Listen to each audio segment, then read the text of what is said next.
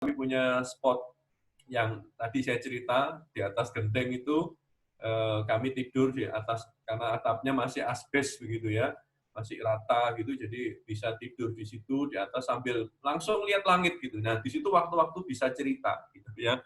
Nah, tetapi apa yang kita ceritakan di sini jelas sekali dengan menggunakan budaya cerita itu mereka harus menceritakan namanya kemuliaan Allah. Oke. Nah, kita akan terkejut teman-teman sekalian karena sebenarnya Alkitab itu kalau dicari tahu, Alkitab itu sebenarnya cerita tentang apa sih? Alkitab itu cerita tentang kemuliaan Allah, misalnya Keluaran 9 ayat 16. Tetapi inilah sebabnya aku membiarkan engkau hidup, ya ini supaya memperlihatkan kepadamu kekuatanku dan supaya namamu dimasyurkan di seluruh bumi. Misalnya, ini kejadian tentang 10 tulah. Pada waktu kita cerita tentang 10 tulah kepada anak-anak, kadang-kadang kita hanya cerita betapa tulah itu kadang suruh hafalkan, pertama air jadi darah, kedua kata, lalu ada nyamuk gitu kan ya. Lalu ada lalat, jadi hanya pengetahuannya saja. Tetapi tahukah kita bahwa di balik kisah tulah penghukuman itu, Allah di situ dikatakan di pasal 9 ayat 16 dari kitab Keluaran bahwa supaya nama Tuhan itu dimasyurkan gitu. Dikatakan di pasal 12 ayat 12 dikatakan di situ kepada semua Allah di Mesir akan kujatuhkan hukuman akulah Tuhan. Bayangkan pada waktu itu orang Israel itu bangsa yang ratusan tahun jadi budak, tidak pernah tahu Allah itu siapa, Allah Yahweh itu siapa. Lalu tiba-tiba Musa datang dan berkata Allah Yahweh itu akan Allah Yahweh itu akan membebaskan mereka dari perbudakan orang Mesir. Padahal mereka tahu orang Mesir itu orang yang hebat. Mereka bahkan hidup di tengah-tengah penyembahan berhala dari orang Mesir. Mereka tahu bahwa orang Mesir itu bangsa yang sangat sukses pada waktu itu, bangsa adidaya. Tidak mungkin ada satu kuasa pun yang bisa mengalahkan Mesir. Tetapi dengan Allah memberikan 10 tulah sampai puncaknya anak sulung itu mati dan dibuat perbedaan. Anak sulung yang ada di orang Israel berbeda, mereka tidak mati, yang di Mesir mati semua. Itu menunjukkan bahwa Allah berkuasa, Allah itu kuasanya mengatasi segala kuasa yang ada di dunia. Artinya dari peristiwa Alkitab itu kita lihat bahwa itu cerita tentang apa? Bukan cerita tentang yang bisa dibikin menarik lalu kemudian jadi film Hollywood gitu ya, cerita tentang Prince of Egypt lalu menarik secara visual bagus, secara dramatis bagus. Tetapi ini cerita tentang kemuliaan Allah. Kalau kita membaca lagi misalnya Alkitab Matius 1 ayat 11. Dulu pada waktu kecil saya ikut sekolah minggu itu ada lagu bagus sekali. Dari terbit matahari sampai pada masuknya, dialah nama Tuhan dipuji. Ya, jadi sebenarnya lagu-lagu dulu tuh bagus sekali kadang-kadang. Menurut saya lagu-lagunya masih banyak bercerita tentang diambil dari firman Tuhan gitu ya. Lagu-lagu sekarang mungkin perlu dikembalikan kepada pola yang seperti itu. Di situ dikatakan sebab dari terbitnya matahari sampai terbenamnya matahari, namaku besar di antara bangsa-bangsa. Dan di setiap tempat dibakar dan dipersembahkan korban bagi namaku, dan juga korban sajian yang lahir. Sebab namaku besar di antara bangsa-bangsa, firman Tuhan semesta alam. Allah, bahkan kalau melihat dari efek kehidupan sehari-hari, dari terbitnya matahari sampai terbenamnya, nama Allah itu harus dibesarkan. Pernahkah kita menyadari pada waktu kita bangun tidur, pada waktu kita disambut oleh matahari yang terbit, lalu pada waktu sore hari matahari itu tenggelam sampai kegelapan malam sampai kita tidur, kita punya tugas. Hidup kita itu perlu menceritakan namanya kemuliaan Allah, kemuliaan Allah. Ini jelas sekali, tegas sekali. Bahkan Allah sendiri melakukan itu dalam firman-Nya. Habakuk 2 ayat 14. Ya, sebab bumi akan penuh dengan pengetahuan tentang kemuliaan Tuhan seperti air yang menutupi dasar laut. Jelas sekali ayat-ayat di dalam firman Tuhan. Masuk dalam perjanjian baru misalnya, Yohanes 11 ayat 4. Ketika Yesus mendengar kabar itu, ia berkata, penyakit itu tidak akan membawa kematian, tetapi akan menyatakan kemuliaan Allah. Sebab oleh penyakit itu, anak Allah akan dimuliakan. Bahkan mujizat terjadi dengan satu tujuan, kemuliaan Allah itu ditegakkan. Kalau kita lihat di situ, Yesus membangkitkan orang mati, menyembuhkan sakit penyakit. Di situ dikatakan, dia kesembuhan itu untuk membawa supaya nama Allah itu dimuliakan. Hari ini mujizat masih bisa terjadi, tetapi bukan untuk membesarkan misalnya hamba Tuhan yang dipakai Tuhan untuk melakukan hal-hal yang luar biasa itu. Tetapi semua karunia-karunia yang Tuhan berikan bahkan untuk anak-anaknya itu dipakai untuk memuliakan Allah. Memuliakan Allah. 2 ayat 11 dikatakan, dan segala lidah mengaku Yesus Kristus adalah Tuhan bagi kemuliaan Allah Bapa. Bahkan satu kali kelak ketika segala lidah mengaku Yesus Kristus adalah, semuanya itu adalah untuk kemuliaan Allah. Saya ingin ini menjadi kerinduan di hati saya dan istri saya. Sebagai orang tua, perjuangan kami itu satu, yaitu menceritakan kemuliaan Allah. Kemuliaan Allah. Saya akan ulangi terus, kemuliaan Allah. Kemuliaan Allah. Kemuliaan Allah. 1 Korintus 10:31, aku menjawab, jika engkau makan, jika engkau minum, jika engkau melakukan sesuatu yang lain, lakukan semuanya itu untuk kemuliaan Allah. Ini Paulus yang ngomong, jelas sekali. Waktu kita makan, nasi goreng kelatak kayak gini misalnya. Ya kan? Pada waktu diajak makan, waktu ngopi-ngopi gitu. Pada waktu ngopi itu yang kita bicarakan apa sih? Pada waktu kita mengerjakan hobi, apa sih yang apa ya? Yang menggerakkan semua aktivitas kita. Kalau Paulus katakan waktu kamu makan, waktu kamu ngopi, waktu kamu lakuin apa saja, lakukan itu dengan motivasi untuk kemuliaan Allah. Wah, ini luar biasa sekali. Luar biasa sekali. Ini yang pertama. Ya, poin pertama dari Mazmur 78 adalah poin tentang kemuliaan Allah. Lalu yang kedua, pokok penting yang kedua adalah adanya panggilan untuk hidup dalam hidup kita dengan setia, meneruskan apa yang telah kita dengar dan tahu untuk generasi mendatang. Hanya ayat 4 sampai ayat 5. Allah memerintahkan agar kita tidak menyembunyikan, tadi dikatakan ya, tidak menyembunyikan apa yang telah kita dengar dan kita ketahui. Allah memerintahkan agar kita mengajarkan tentang Dia. Ini perintahnya. Jadi, tadi kalau kita mencari tema besar dari Alkitab, maka Alkitab itu bukan tentang Daud, Alkitab itu bukan tentang Abraham. Ya, satu kali saya pernah tanya ada seorang perempuan yang belum menikah, dan saya tanya kepada dia ciri-ciri laki-laki yang ingin dia nikahi begitu. Dan saya sebutkan orang mau nggak ada seorang laki yang menikah itu dia orang yang sangat kaya, orang yang sangat cinta Tuhan begitu, orang yang memiliki warisan yang banyak, gitu. Orangnya juga kuat, hebat, berperang dan strategis dan segala macam. Dia katakan mau gitu. Kemudian saya katakan, tapi mau nggak kalau dia menikah lagi? Loh, dia bilang, ya enggak mau. Saya bilang lah, tahu nggak kamu laki-laki itu namanya Abraham. Ya, memang disebut dia bapak orang beriman, tetapi iman yang ada dalam hidup Abraham itu adalah semata-mata juga karena anugerah Allah. Kenapa? Karena tokoh utama di dalam Alkitab memang bukan Abraham, sehingga Alkitab dengan jujur menceritakan kehidupan mereka. Ya, kita tidak pernah didrive untuk menjadi seperti Daniel, menjadi seperti Daud, tidak. Alkitab jelas mengatakan kita harus menjadi seperti Yesus, satu-satunya tokoh utama di dalam Alkitab. Dan kita diperintahkan untuk mengajarkannya. Untuk mengajarkannya. Ya, Allah membuat perintah ini sangat jelas bagi umatnya. Pernahkah teman-teman baca Alkitab, lalu baca ayat ini? Ayat Keluaran 16 ayat 32. Ya, di situ kelihatan ya, saya berharap kelihatan ya, cukup besar ya. Musa berkata, beginilah perintah Tuhan, ambillah segomer penuh untuk disimpan turun-temurun. Segomer itu kurang lebih setengah liter lah ya, hampir sebesar itulah botol aqua yang 600 ml Tuhan ya. Supaya keturunan mereka melihat roti yang kuberi kamu makan di padang gurun keluar dari tanah Mesir, gitu ya. Jadi mereka itu harus bawa mana, disimpan kayak di botol mineral botol begitu, lalu dibawa kemana-mana, dimasukkan ke dalam tabut perjanjian. Jadi ini menurut saya agak lucu gitu ya.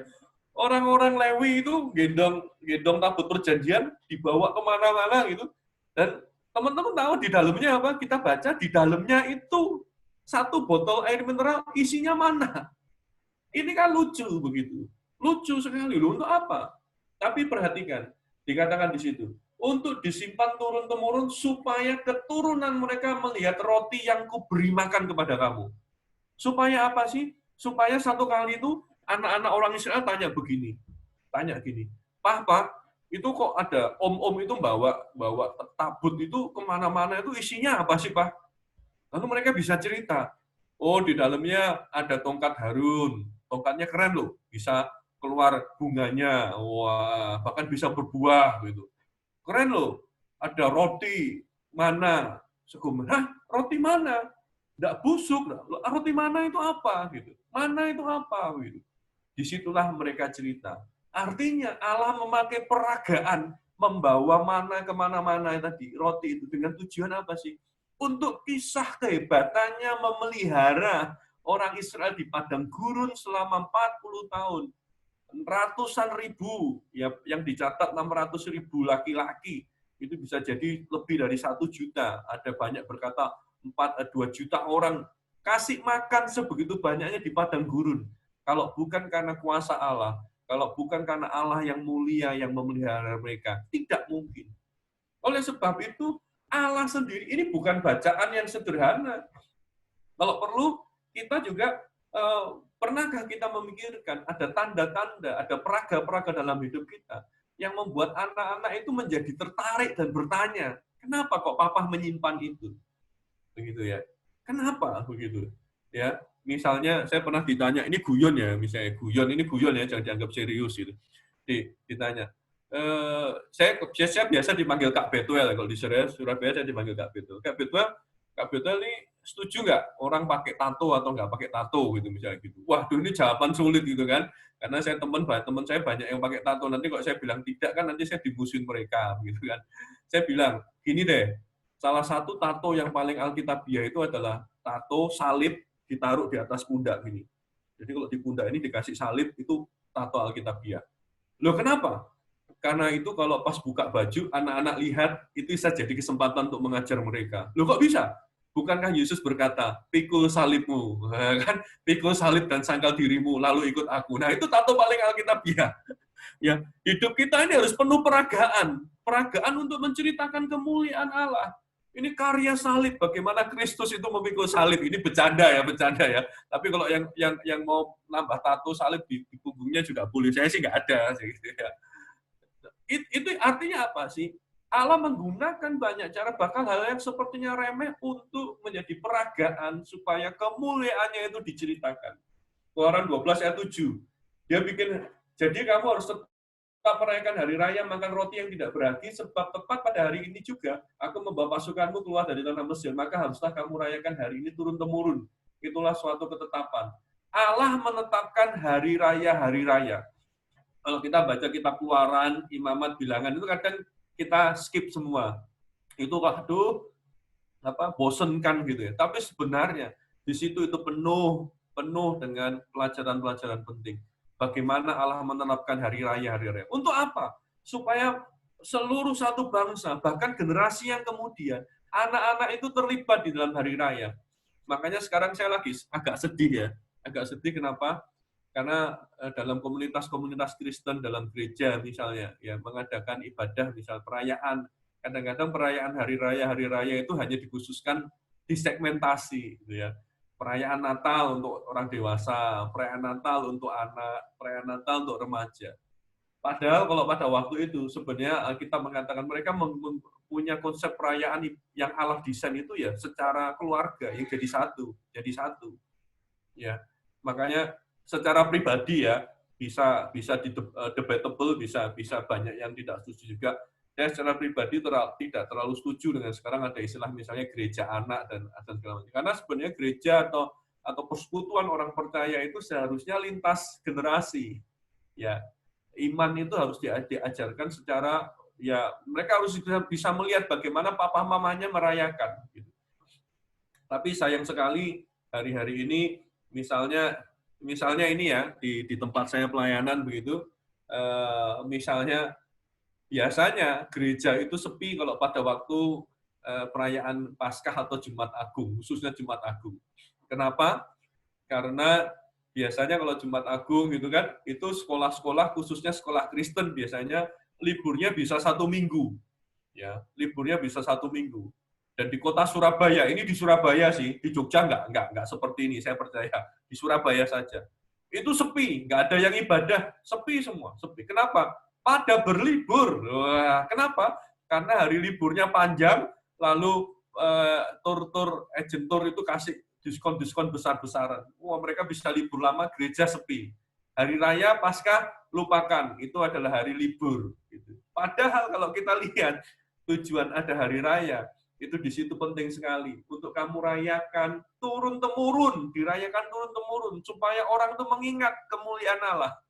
Oleh sebab itu nanti kalau saya menggagas petisi di change.org ya, supaya hari raya orang Kristen itu tanggal merah itu nggak usah dikasih merah ya. Nanti tolong teman-teman setuju semua ya. Amin. Haleluya. Amin. Setuju ya? Lihat toh sama saja kan, tanggal merah juga kita nggak merayakan, kita nggak merayakan, kita berpergian misalnya. Jadi mending nanti ibadah saja atau kumpul-kumpul 2 jam, habis itu ya kerja lagi gitu ya. Ya, kita bikin petisi saja, hari raya yang pemerintah kasih itu nggak usah ada gitu ya. Tetapi Allah menetapkan hari raya, ya. Allah ini menetapkan ini, misalnya ini Pondok Daun, ini menarik di Israel. Di dalam pondok-pondok daun kamu harus tinggal 7 hari lamanya. Setiap orang asli di Israel haruslah tinggal di dalam pondok daun supaya diketahui oleh keturunanmu bahwa aku telah menyuruh orang Israel tinggal dalam pondok-pondok selama aku menuntun mereka sudah keluar dari tanah Mesir. Lihat, Allah menetapkan hari raya misalnya pondok daun. Kalau sampai hari ini masih dilakukan. Bagi teman-teman yang mungkin pernah ke Israel mungkin pernah melihat ini kalau ada perayaan ini. Jadi mereka bikin pondok-pondok gitu. Kalau Paskah mereka kan rayakan dalam 7 hari ya. Ada pestanya dulu gitu. Nah, dalam hari raya Pondok Daun itu mereka juga bikin. Mereka tinggal di luar. Mereka camping. Saya ditunjukin foto sama Andi kapan hari teman-teman di Jogja itu camping gitu, camping bareng. Mereka camping. Lalu mereka bikin hiasan-hiasan. Mereka bikin meriah sekali. Ya, mereka camping di sana untuk apa tujuannya? Supaya anak-anak itu tanya gitu loh. Kenapa kok kita tidur di sini? Kenapa kok kita berkemah? Dan orang tuanya yang saya cerita. Tahukah kalian, satu kali perjalanan kita tuh pernah berjalan di dalam tenda, hidup di dalam tenda-tenda seperti ini. Papa, mama, orang kakek nenekmu pada waktu itu enggak tahu nasibnya, masa depannya. Besok mau makan apa, besok ketemu apa, enggak tahu. Hidup di dalam kemah. Gitu. Dan ini hari raya itu diadakan dengan tujuan satu, untuk mereka bisa punya kesempatan menceritakan kepada generasi yang kemudian tentang kemuliaan Allah. Ini hari Sabat ibadah Minggu. Keluaran 31 ayat 13. Katakan kepada orang Israel, demikian akan tetapi hari-hari Sabatku harus kamu pelihara, sebab itulah peringatan antara aku dan kamu turun-temurun sehingga kamu mengetahui bahwa akulah Tuhan yang menguduskan kamu. Ya, Sabat ibadah dikhususkan dalam 1 minggu ada 1 hari khusus Allah khususkan. Bahkan sejak penciptaan Allah mencipta. Kalau disebut Allah itu menciptakan berapa hari? Ada yang bilang 6 hari. Kalau saya katakan 7 hari. Dia menciptakan hari yang ke-7 yaitu menciptakan Sabat atau perhentian. Dengan tujuan apa? Dengan tujuan supaya manusia itu punya waktu menyembah Dia dan bersekutu dengan keluarganya. Tetapi apakah ini masih kita lakukan? Nah, dari semua ini, maka kita lihat dengan jelas ya. Oh, ini misalnya lagi Yosua 4 ayat 21 sampai 24 ya. Dan berkatalah orang Israel, apabila di kemudian hari anak-anakmu, ini jelas ya. Dan perhatikan, semoga ada banyak ayah di sini, semoga banyak ayah di sini. Kalau tidak ada ayah di sini, istrinya nanti bisa cerita kepada suaminya, tapi tidak dengan nada menghakimi. Ceritakan saja. Ya, ini perintah tegas kepada ayah. Lihat ya. Dan berkatalah ia kepada orang Israel, apabila di kemudian hari anak-anakmu bertanya kepada siapa? Ayahnya. Apakah arti batu-batu ini? Maka haruslah kamu beritahukan kepada anak-anakmu begini. Israel telah menyeberangi sungai Yordan ini di tanah yang kering. Sebab Tuhan Allahmu telah mengeringkan di depan kamu air sungai Yordan sampai kamu dapat menyeberang seperti yang telah dilakukan Tuhan Allahmu dengan laut Tebrau yang telah dikeringkannya di depan kita sampai kita dapat menyeberang supaya semua bangsa di bumi tahu bahwa kuat tangan Tuhan dan supaya mereka selalu takut kepada Tuhan Allahmu. Tahu peristiwa ini ya? Masih ingat ya? Ini peristiwa pada waktu orang Israel mau masuk ke ke Kanaan, ke Yeriko, ke Kanaan tepatnya, di depan mereka ada sungai Yordan. Dan mereka nggak bisa nyebrang.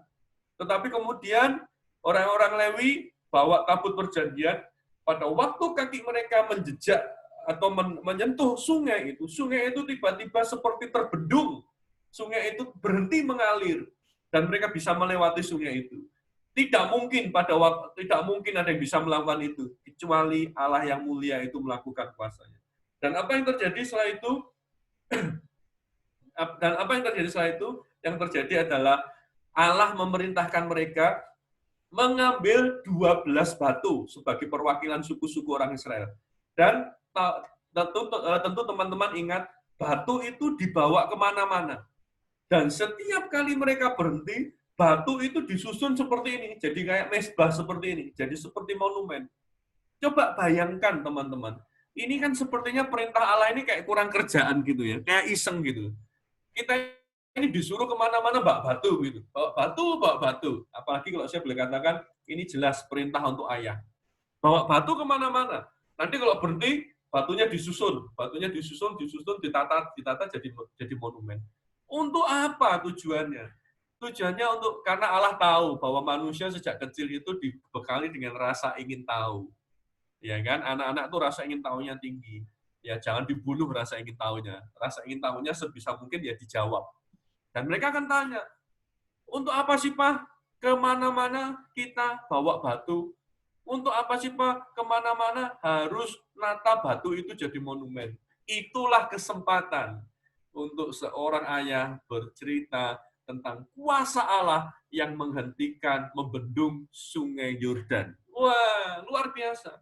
Dari sini kita lihat, teman-teman semua, bahwa pokok yang kedua, ada panggilan bagi orang tua, khususnya ayah, untuk menceritakan, mengajarkan kemuliaan Allah. Ya, ini jelas sekali. Panggilan untuk ceritakan. Jadi kalau saya boleh pakai gerakan supaya teman-teman mudah mengingatkan, maka visi Mazmur 78 itu begini. Bisa saya praktekkan, teman-teman bisa lihat. Ini Mazmur 78 visinya begini. Ceritakanlah, ini ceritakanlah pakai gayanya begini ya. Ceritakanlah, ini dari mulut tangannya gini. Ceritakanlah ya, boleh diikuti juga boleh. Ceritakanlah kemuliaan Allah. Tadi kemuliaan Allah ya. Ceritakanlah kemuliaan Allah. Ya, hari ini kalau mau jadi orang tua yang baik harus mau jadi seperti anak-anak. Ya, jadi hari ini saya jadi ngajar anak-anak, anggap aja begitu ya. Jadi ini Asaf katakan begini. Ceritakanlah ya dari mulut sama-sama gerakannya. Ceritakanlah kemuliaan Allah. Ya, sama-sama ya. 1 2 3. Ceritakanlah kemuliaan Allah. Lagi, ceritakanlah kemuliaan Allah. Jadi nanti kalau ada suami istri ya, misalnya anaknya lagi tanya atau segala macam gitu ya. Misalnya karena saking kita jengkel lagi capek begitu, justru anaknya diomeli gitu ya. Diomeli begitu ya. Kita langsung kasih kode kepada mereka ya. Gini kodenya. Tahu ya? Ceritakanlah apa? Kemuliaan Allah. Ceritakanlah kemuliaan Allah. Ya.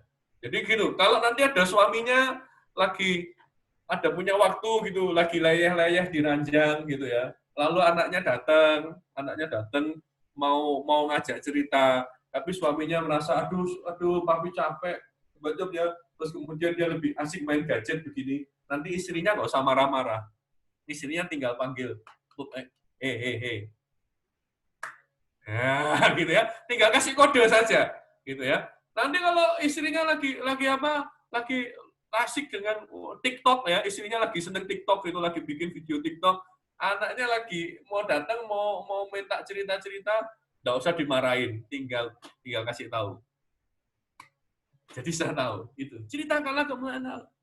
Sebenarnya kalau mau ditanya nanti kalau teman-teman mau tanya jawab bentar Mas, kalau misalnya ada waktu dan mau tanya segala macam, apa yang kami perjuangkan? Kami memperjuangkan itu dalam hidup kami. Kami tidak terlalu banyak tahu teknik parenting dan segala macam. Kami terus belajar. Tapi kami selalu berjuang untuk itu. Ceritakan kemuliaan Allah. Ceritakan kemuliaan Allah. Itu yang harus kita ceritakan.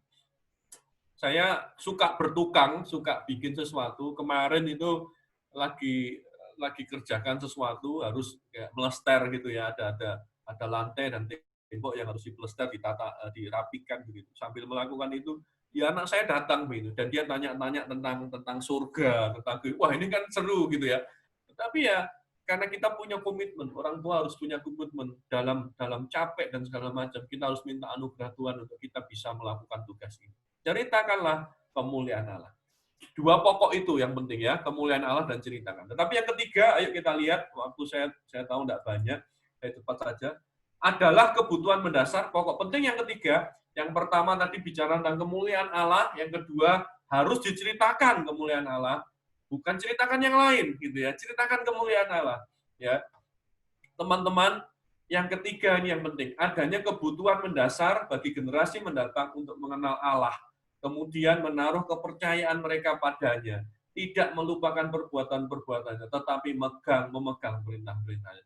Hasil dari parenting yang seperti ini, pada waktu kita mau memberikan diri, menceritakan kemuliaan Allah, maka mereka, anak-anak kita, akan menaruh kepercayaan dan harapan kepada Allah. Ya. Itu yang kita rindukan. Generasi yang mengenal Allah. Bagaimana mereka bisa mengenal Allah kalau mereka tidak pernah diceritain? Teman-teman, waktu kita dengan anak-anak itu cepat sekali. Saya tidak pernah membayangkan anak saya sekarang sudah hampir lulus SMP. 3 tahun lagi saya harus melepas dia untuk masuk ke dunia perkuliahan. Mereka dia harus mengejar itu. Tidak lama. Kita mendengar info ini, kita ajarkan A, B, C, ada teori ini, semua tidak salah. Pelajarilah Charlotte Mason, pelajarilah Montessori, dan segala macam. Apalagi dengan teori-teori pendidikan modern hari-hari ini. Tidak salah, itu tidak salah. Tetapi, dalam waktu sebagai orang tua yang singkat ini, seharusnya kita memilih satu hal yang utama. Kita merindukan mereka itu menjadi generasi yang menaruh kepercayaan dan harapan hanya kepada Allah. Pilih itu. Nah, gimana caranya? Mereka harus mengenal Allah mereka. Nah, bagaimana caranya mereka bisa mengenal Allah kalau kita orang tuanya tidak memprioritaskan bercerita tentang kemuliaan Allah kepada mereka? Baik yang dicatat di dalam firman Tuhan maupun bagaimana pekerjaan Allah secara pribadi dalam hidup kita. Ambil waktu untuk ini. Ya, jika kebutuhan dasar tersebut tidak terpenuhi, kemungkinan generasi yang kemudian akan menjadi generasi yang meninggalkan Allah, seperti yang dicatat di dalam Mazmur 78 ayat 8-10. Tadi dikatakan ada generasi yang meninggalkan peperangan dan Hakim-Hakim 2. Ini menarik. Teman-teman bisa highlight ini. Hakim-Hakim 2:10 dikatakan demikian. Setelah seluruh angkatan itu dikumpulkan kepada nenek moyangnya, bangkitlah sesudah mereka itu angkatan yang lain yang tidak mengenal Tuhan ataupun perbuatan yang dilakukannya bagi orang Israel. Pertanyaannya, bagaimana dengan generasi hari ini? Kita ini ngalami pekerjaan Allah gitu dalam hidup. Tapi ketika kita lalai menceritakan Allah itu kepada anak-anak kita, jangan-jangan generasi yang kemudian tumbuh menjadi generasi yang di dalam Hakim-Hakim 2 ayat 10 itu katakan, mereka tidak mengenal Allah. Ya, saya menekuni parenting, pemuritan dan segala macam. Ada banyak teori, banyak misalnya gereja sekarang ditinggalkan anak muda dan segala macam. Lalu karena mereka karena tidak menarik, atau saya beberapa waktu lalu dapat kiriman dari orang tua, satu orang tua. Iya, karena pengajaran anak-anak itu sekarang monoton. Ngajari itu aja. Saya katakan, kalau monoton, tapi itu bicara tentang Allah, seharusnya itu akan mengubahkan hidup. Yang hilang itu mungkin bukan karena tekniknya. Yang hilang itu karena tidak ada lagi hati yang mau menceritakan tentang Allah, yang mau bercerita tentang kemuliaan Allah kepada generasi yang akan datang. Itulah mereka hilang dari gereja. Mereka hilang. Ya. Sudah tercatat di dalam sejarah. Inilah sebenarnya kalau ditanya kerinduan dari hati saya dan istri saya. Dan pada waktu kami masuk di dalam satu pelayanan namanya Children Desiring God, untuk pelayanan, khususnya sih pelayanan kepada pelayanan anak-anak begitu ya. Itu yang kami rindukan. Visi ini yang kami pegang terus. Ceritakanlah kemuliaan Allah, ya. Nah, saya mau lanjutkan gerakannya supaya kita bisa gerakannya ya. Ceritakanlah kemuliaan supaya mereka, ini gerakannya dulu ya, supaya mereka, ini mereka menaruh ya, naruh ya, jelas menaruh kepercayaan, ini percaya ya, orang percaya dan harapan kayak di pundak gitu ya, harapan kepada Allah. Itu, kepada Allah. Ya. Jadi sekali lagi ceritakanlah kemuliaan Allah supaya mereka menaruh kepercayaan dan harapan kepada Allah. Ya. Kata merekanya boleh kata ganti anak-anak. Misalnya ini, kalau Andi sama Benji, aku mau menceritakan kemuliaan Allah supaya Benji menaruh kepercayaan dan harapan hanya kepada Allah. Coba kalau kita ini suami istri, saya mau katakan untuk yang lain boleh tidak sepakat, selera makan boleh tidak sepakat, gaya tidur boleh tidak sepakat, ya atur sendiri. Tetapi untuk satu yang ini, orang tua harus sepakat. Inilah tugas utama kita, ya menceritakan kemuliaan Allah supaya anak-anak kita menaruh. Saya akan terus ulang-ulang ini, menaruh kepercayaan dan harapan kepada Allah. Teman-teman sekalian, kita menghadapi hari ini ya, kita menghadapi masa-masa pandemi yang luar biasa. Saya juga terlibat dalam pengembalaan di gereja, mengalami juga, mendampingi jemaat-jemaat yang kena masalah pandemi. Hari ini, bicara tentang kepercayaan dan harapan kepada Allah, itu terbuka semua. Mana mereka yang menaruh kepercayaan dan harapannya itu hanya kepada Allah, itu ketahuan semua. Tidak bisa ditutup lagi. Semua pengalaman bisnis, ada yang punya bisnis bangun 8 tahun mereka bisnis, tutup saja, tidak bisa lanjut. 8 tahun ngerintis pekerjaan, tutup begitu saja. Pengalaman dia, kehebatan, kepintaran, tidak bisa. Mereka hanya bisa kembali untuk naruh kepercayaan dan harapan kepada Allah. Wah, itu harusnya jadi kerinduan kita. Nah, kalau kita sadar ini, mari pada waktu semua bentuk, bahkan nanti gini, ada yang banyak tanya, Kak Betuel biasanya nanti ngajar pakai kurikulum apa, ngajar pakai bahan apa, ngajar pakai metode apa, metode apapun juga, kurikulum apapun juga, jika itu menolong kita untuk menceritakan tentang kemuliaan Allah, supaya anak-anak kita menaruh kepercayaan dan harapan hanya kepada Allah. Pakai itu, gunakan itu.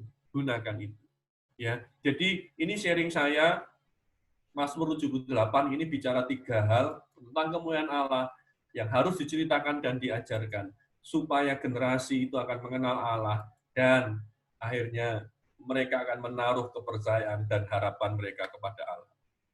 Sekali lagi, waktu kita mengajar mereka itu tidak panjang. Ya, tidak panjang. Ya, cepat saja, cepat sekali. Tetapi kalau kita mau memberikan diri kita ini, semua ini kembali pusatkan kepada Allah. Tokoh utama dalam semua pengajaran kita itu Allah. Ya. Sebenarnya ini masih ada lagi bagaimana cara mengajarkannya dan segala macam, tapi mungkin saya berhenti di sini supaya visi ini boleh ditangkap dulu. Kalau boleh menampilkan videonya semua, kita akan mengingatnya dengan gerakan. Kalau boleh, silahkan dibikin ke galeri view. Ya. Wah, terima kasih ya.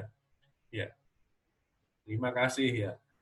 Ada teori begini, ada yang ngomong, Kak Betuel, kenapa sih anak-anak kok tidak bisa taat kepada aku ya sebagai orang tuanya? Ya karena orang tuanya biasanya juga sulit untuk taat kepada perintah gitu. Oh, ini semua langsung dinyalain kameranya. Kameranya semua langsung dinyalain. Wah, oke ya. Karena saya rindu ini bisa ditangkap. Gerakan ini akan mengingatkan kita, ya. Sama-sama ya, kalau bicara tentang parenting Mazmur 78, kalau bicara Mazmur 8, maka yang kita ingat adalah ini ya. Sama-sama ya. 1, 2, mulai. Ceritakanlah kemuliaan Allah agar mereka menaruh kepercayaan dan harapan kepada Allah. Iya. Ini kalau di homeschooling sudah biasa kan, orang tua gerak ya menghafalkan sama-sama sudah biasa ya. Ya, sudah biasa ya. Sekali lagi ya. Ayo kita sekali lagi ya. 1, 2, 3. Mazmur 78 ya. Ceritakanlah. Ayo. Yang mantap. Ceritakanlah kemuliaan Allah supaya mereka menaruh kepercayaan dan harapan. Ini harapan di pundak kan, di pundak harapan kepada Allah. Oke. Jadi siapa yang harus ceritakan? Ayah atau ibu? Papa atau mama? Oh, yang papa berani gini ya. Oke. Ya, dua-duanya. Ya, nanti ingat ya kalau yang mamahnya biasanya yang di rumah suka ngomel-ngomelin anak gitu, nggak usah ditegur. Kasih visinya aja, gini aja. Kita pakai bahasa isyarat.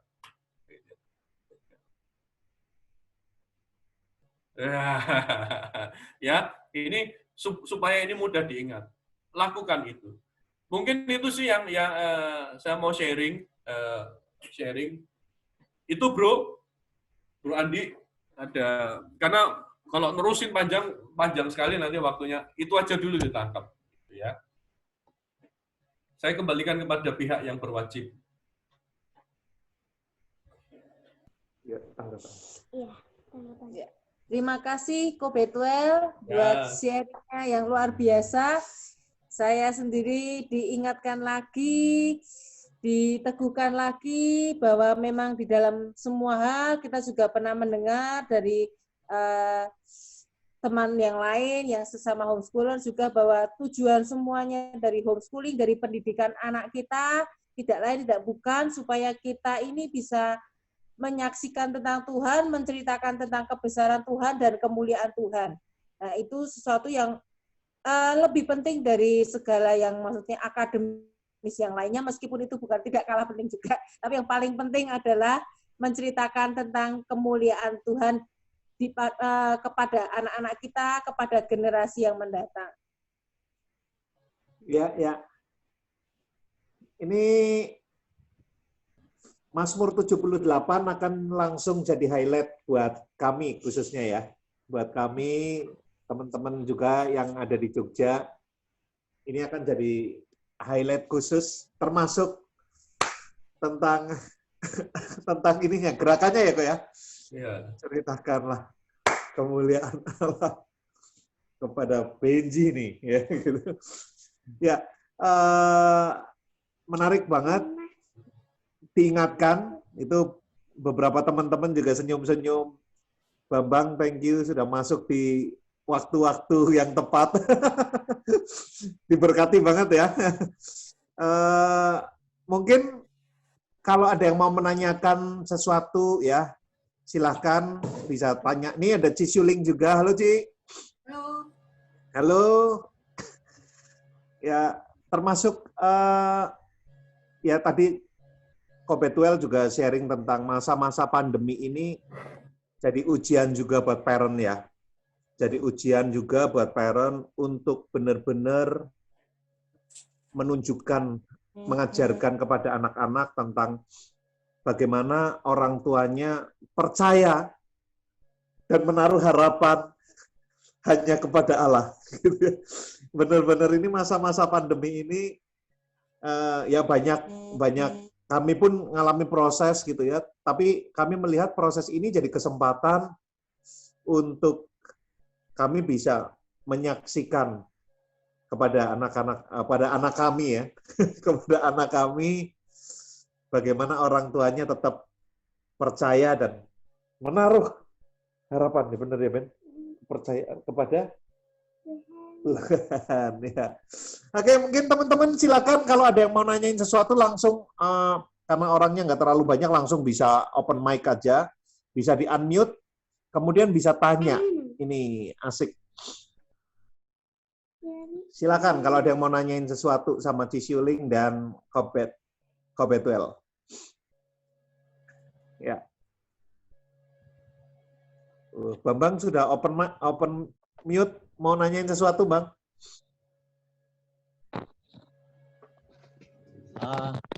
Cuman tanya kok, kadang-kadang kan suami sama istri kan beda pendapat gitu loh kok tentang anak itu, terus maksudnya kadang anak bingung itu ngikut yang mana, papinya apa maminya, kadang pas beda. Cuman saya pernah dengar itu kalau pas maminya ngomong meskipun kita beda pendapat nggak boleh nyanggah, ataupun papinya pas ngomong beda pendapat sama maminya nggak boleh nyanggah. Maksudnya seperti itu atau gimana? Jadi pertanyaannya, kalau misalnya pas maminya atau papinya ngasih tahu sesuatu tentang anaknya beda, maksudnya beda pandangan suami istri itu tetap dibiarin atau maksudnya kita juga betulin atau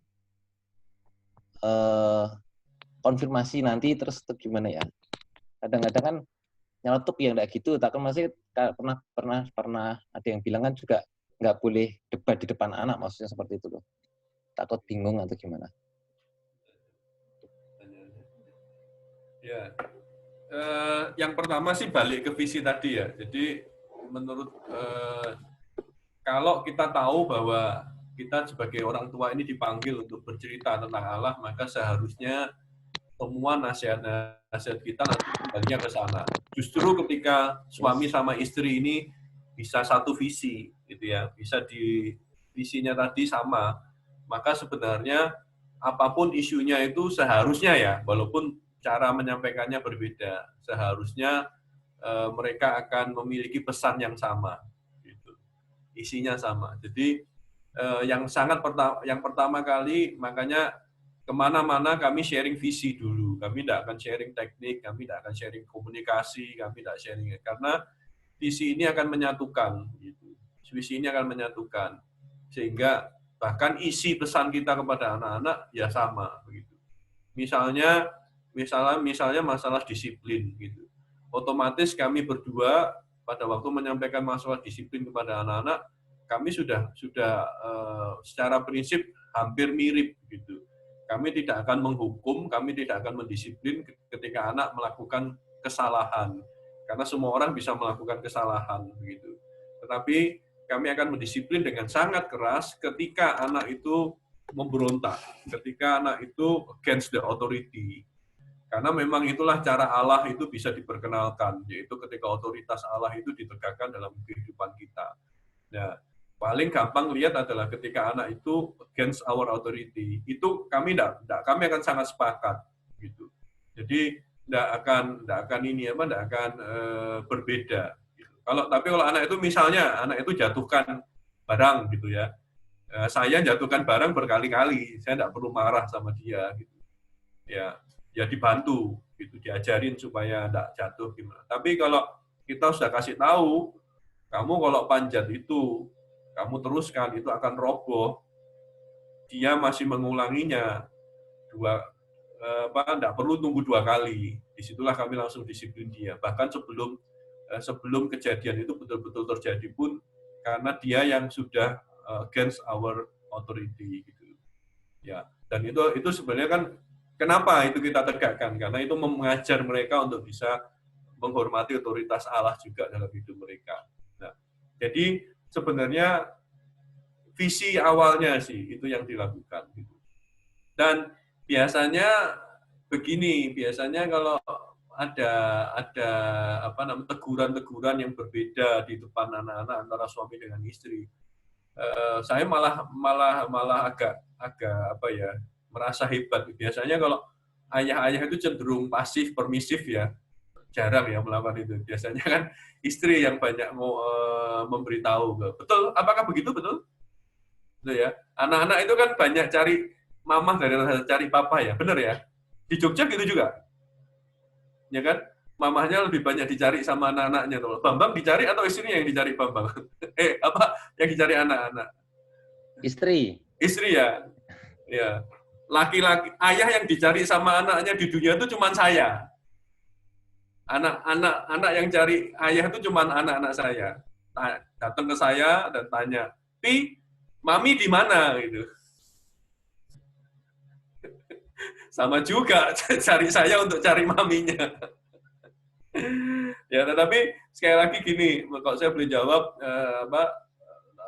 Bambang tadi pertanyaan Bambang, samakan dulu gitu loh, samakan dulu prioritas dalam kita mengajar pesan-pesan kita. Nanti itu akan menolong kita gitu. Pada waktu kita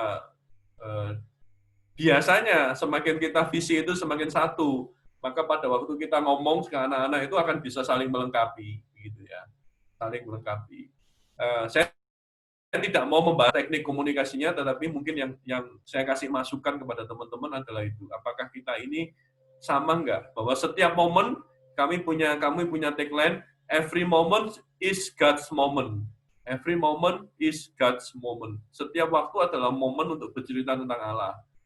Sehingga pada waktu negur mereka pun, walaupun kami kadang gagal, kami bukan orang tua yang sempurna. Kadang saya marahin anak-anak juga tidak tepat, tidak membawa mereka untuk mengenal Allah, tetapi emosi kepada mereka. Nah, tetapi istri saya tahu, nanti setelah selesai dia mengingatkan saya, dan saya harus rekonsiliasi dengan anak, saya harus minta maaf pada anak-anak, saya lakukan itu. Atau sebaliknya, dia yang memberikan teladan atau memberikan perkataan yang tidak tepat, tidak membawa mereka untuk mengenal Allah, ya saya akan mengoreksi setelahnya. Tetapi anak-anak juga tahu bahwa papa dan mama mereka adalah orang tua yang manusia biasa, yang perkataannya kadang bisa salah. Ya, sehingga mereka juga bisa membuka ruang untuk memaafkan kami, juga bisa mendengar penjelasan kami, juga bisa punya ruang untuk mengampuni kalau kami salah ngomong kepada mereka. Bangunlah keluarga seperti itu sih.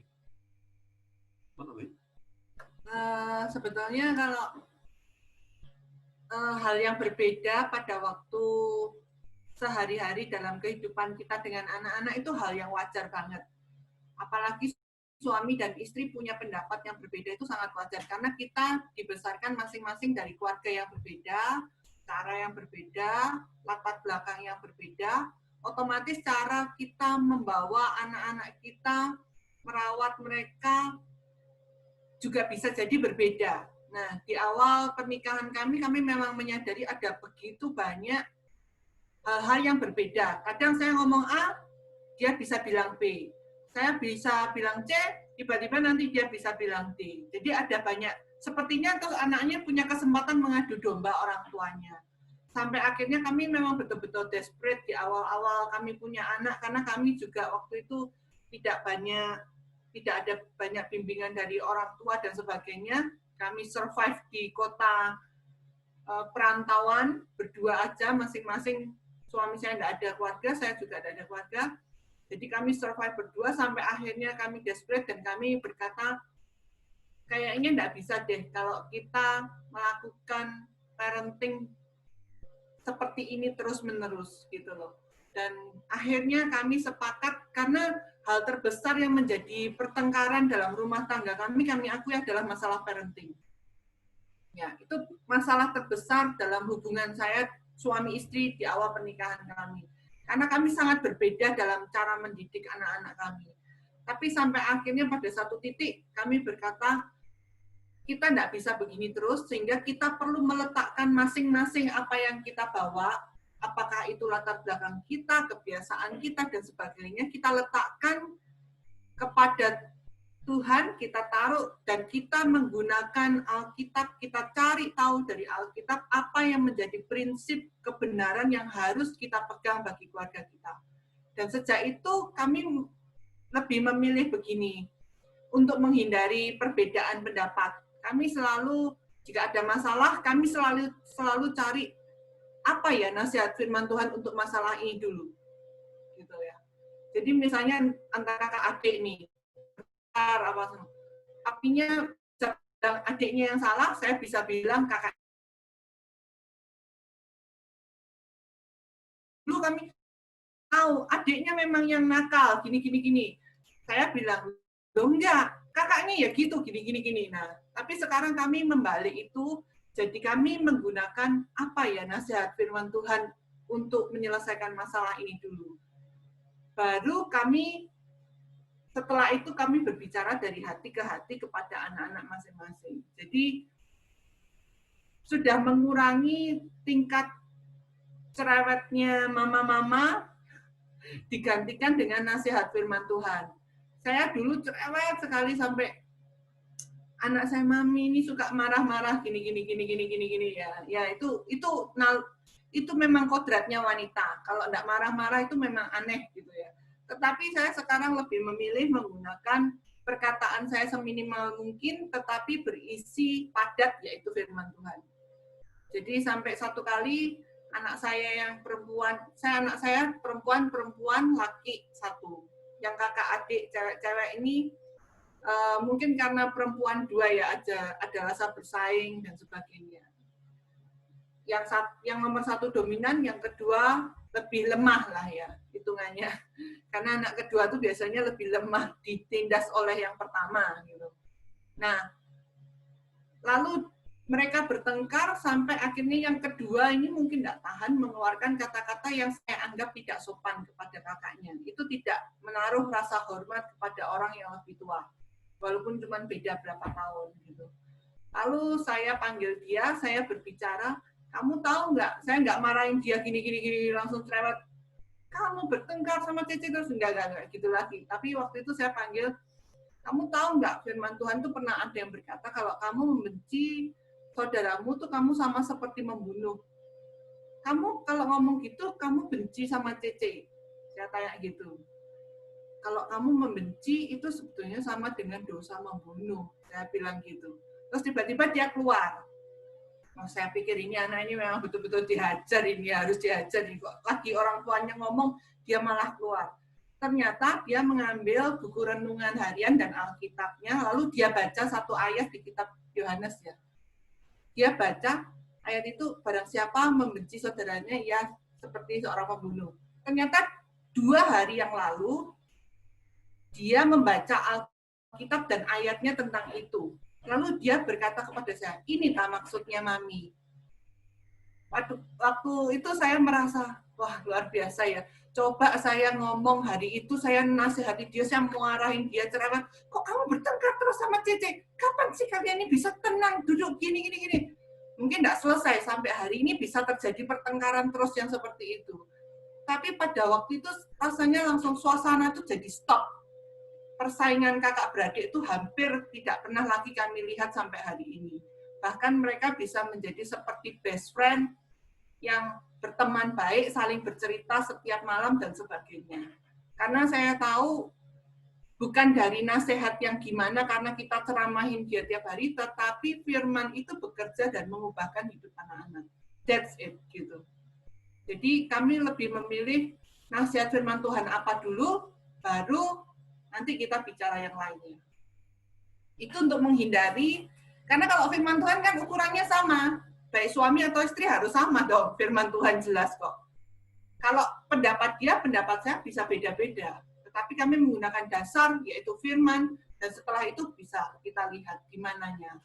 Itu bisa dibicarakan baik-baik.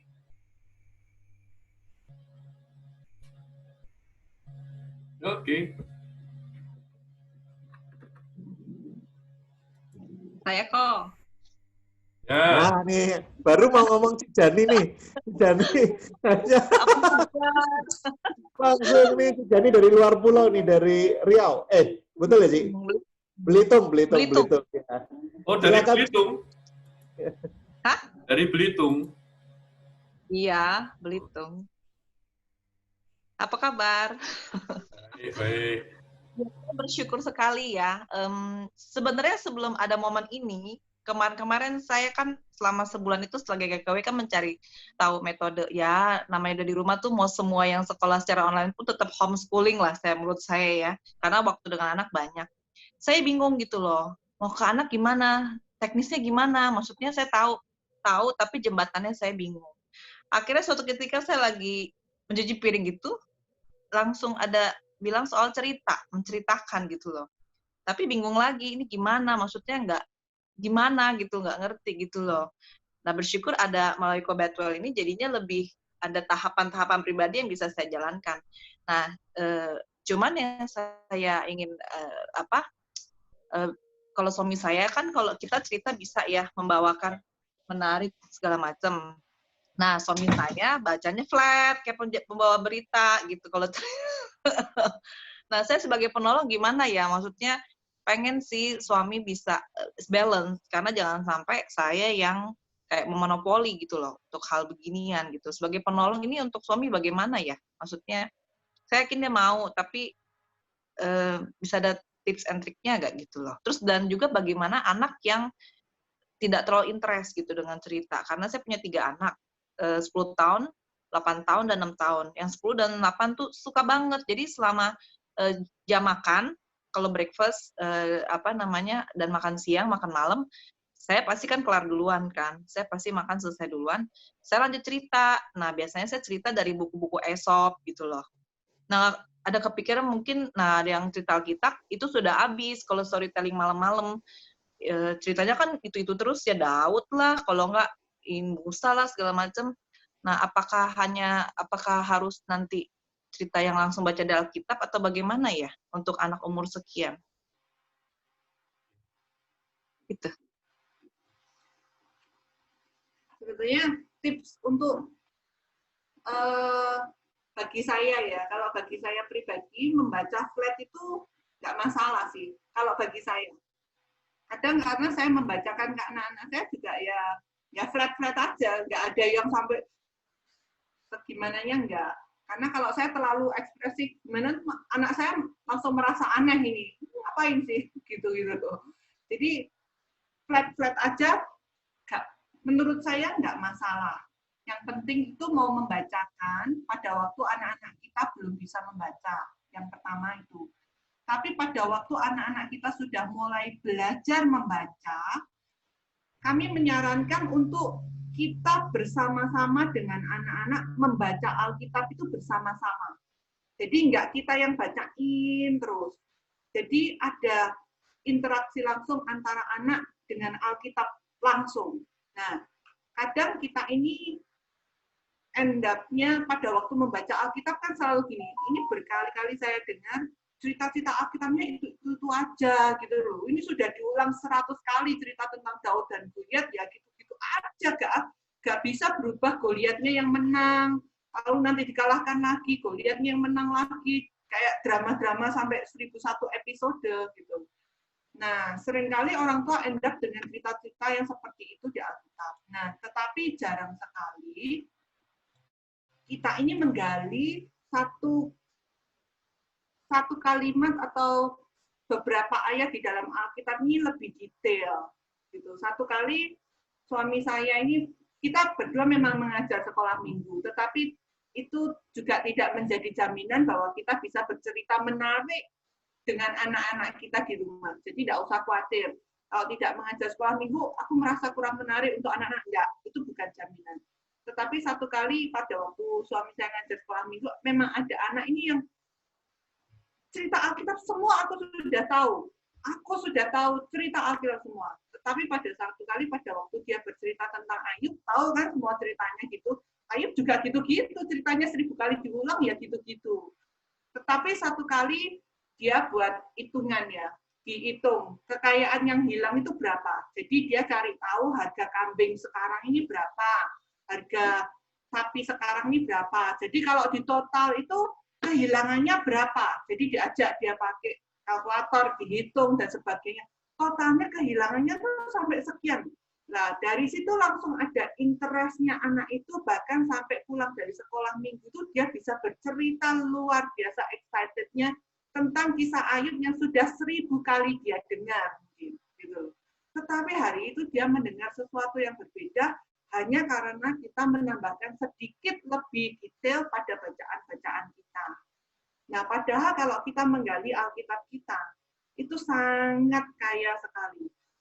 Sampai hari ini, anak saya yang terakhir, bertanya tentang surga. Mungkin sudah 10 kali dia bertanya kepada kita. Dia tidak pernah puas dengan jawaban itu. Ya saya juga tidak bisa memberikan kepuasan kepada dia jawabannya seperti apa. Saya nggak pernah ke surga gitu loh. Tetapi jawaban saya akan membuat dia selalu ingin cari tahu lebih lagi. Dan sampai dia meyakini sendiri bahwa surga itu ada dan satu kali dia akan pergi ke sana. Gitu. itu lebih penting daripada saya meyakinkan surga itu jalannya dari emas, jalannya nanti nggak ada lenggak-lenggoknya, jalannya lurus. Bukan yang seperti itu. Tapi memunculkan kesadarannya dia bahwa betul ada Allah yang besar, betul ada Allah yang maha kuasa, betul ada Allah yang maha tahu. Nah, seringkali kita fokusnya memang ceritanya ke Ayubnya, Daudnya, Goliatnya, makanya bosen gitu. Nah, di CDG ini kami juga menemukan satu hal yang luar biasa pada waktu mengajarkan Alkitab kepada anak-anak. Benang merah Alkitab dari Perjanjian Lama sampai Perjanjian Baru ini adalah ada pada karakter Allah sendiri. Ya, jadi pada waktu kita mengajarkan kisah-kisah Alkitab kepada anak-anak, bukan Daudnya, bukan Danielnya, tetapi Allah yang seperti apa yang mereka itu harus tahu dan mereka itu harus kenal. Sehingga pada waktu itu ditarik dalam kehidupan anak-anak, itu tidak seperti sesuatu yang Alkitab itu sesuatu yang di awan-awan dan hanya dipelajari pada waktu hari Minggu dan ceritanya seperti itu aja.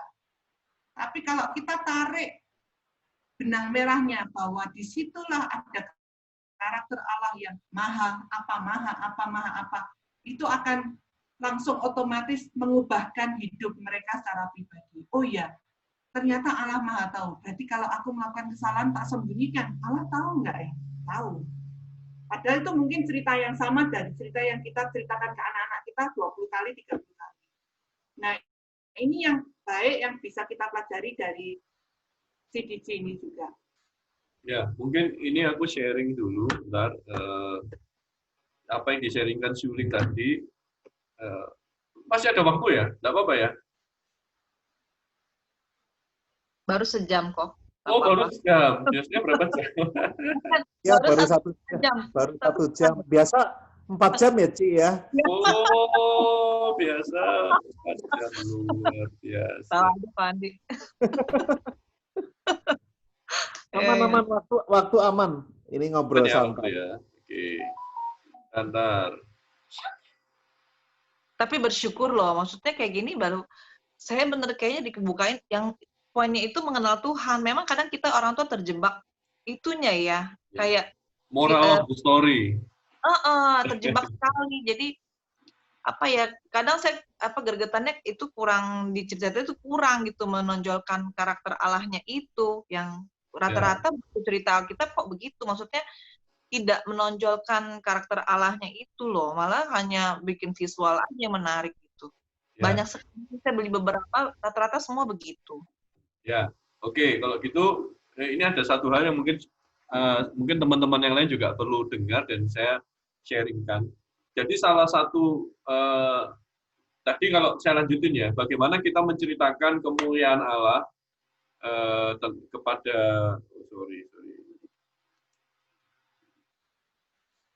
ya. Bagaimana kita menceritakan kemuliaan Allah supaya mereka menaruh kepercayaan dan harapan kepada Allah.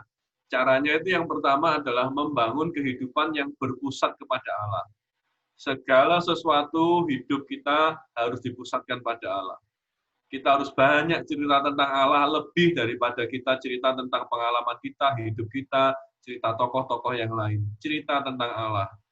Ya, saya sempat ngobrol, bahkan orang-orang Kristen yang hebat pun, mereka pun kalau kita bercerita tentang biografi, kita harus sampai kepada Allah yang memampukan mereka, bukan karena mereka. Ya, karena kesaksian itu tidak bisa general, itu semua pekerjaan Allah secara spesifik, tetapi Allah, karya Allah itu yang pasti bisa dinikmati oleh anak. Ya, saya tidak akan bahas itu. Yang kedua adalah membangun kehidupan yang berdasar firman Tuhan. Kalau kita mau menceritakan kemuliaan Allah kepada generasi sampai mereka bisa mengenal, mau tidak mau, kita bisa mengenal Allah ya dari firman Tuhan. Ya, nah oleh sebab itu saya mau masuk bagaimana cara membangun kehidupan yang berdasarkan firman Tuhan. Ini saya mau sharing ya. Jadi ini caranya adalah anak hidup dalam firman Tuhan. Tadi yang Jenny katakan tadi ya, banyak yang diminta dari anak-anak, mereka tidak bisa duduk terlalu lama. Ada teori itu kan, time span. Kalau anak kecil tuh time spend-nya hanya beberapa menit gitu. Siapa bilang kalau mereka, anak saya dulu waktu kecil nonton Barney itu sampai CD-nya rusak, zamannya masih CD, CD-nya rusak juga nonton terus. Gitu. Jadi sebenarnya teori time spend itu juga kita perlu kritisi juga. Lalu banyak kebenaran dalam Alkitab yang sulit dimengerti oleh anak-anak. Kapan kita mengajar anak-anak tentang pembunuhan? Di Alkitab cerita pembunuhan, pembasmian, ya, satu bangsa ditaklukkan, dibasmi, basmi habis. Apakah itu kita skip cerita itu? Cerita tentang perjinahan, cerita tentang Bathsheba lagi mandi diintip gitu. Daud ngintip Bathsheba mandi. Apa kita skip cerita itu? Ya kan? Itu dianggap anak-anak tidak bisa handle. Lalu mengajar anak harus menarik, fun. Anak-anak belajar melalui doing. Mereka memerlukan games, aktivitas. Kalau enggak, mereka akan bosan. Ini yang kami percayai. The Bible is not boring. God is not boring. Alkitab tidak pernah membosankan. Kita ini yang membosankan. Jangan-jangan mereka merasa Alkitab itu bosan, anak saya merasa Alkitab itu membosankan karena mereka melihat orang tuanya itu membosankan. Gitu. Ya kan? Saya beberapa hari lalu tuh ada yang dibilang, ini kurang menarik, ini membosankan, ini bilang gitu, monoton pakai bahasa. Saya bilang, kalau coba anak-anakmu tak tanya ya, orang tuamu monoton membosankan enggak? Jangan-jangan mereka bilang, ya ganti orang tuaku saja. Bilang gitu mereka. Saya enggak ada program ganti orang tua. Alkitab tidak pernah membosankan. Kita bisa membosankan, tapi Alkitab tidak membosankan. Nah, usulannya adalah, usulannya 3 hal. Yang pertama, ayo sekali lagi, tokoh utama Alkitab bukan Daud, bukan Daniel, bukan Abraham. Tokoh utamanya adalah Allah sendiri. Ya, mereka harus mengerti ini. Bawa ke sana. Termasuk kita pun harus membiasakan diri membaca Alkitab itu kita mengenal Allah gimana gitu. Karakter Allah gimana di situ. Perbuatan Allah gimana, pekerjaan Roh Kudus bagaimana, segala sesuatu tentang Allah Tritunggal itu kita kenal melalui pembacaan firman. Yang kedua, anak itu memiliki keterampilan Alkitab. Nah, ini yang penting. Mereka gemar membaca, mereka berinteraksi, mereka juga memberikan pengertian. Artinya apa? Tadi Jenny katakan kita ini tidak bisa cerita dengan baik. Ya nggak apa-apa, kita tidak bisa membacakan dengan menarik. Ya nggak apa-apa, ya ajak mereka baca sama-sama. Yang mereka sudah bisa baca.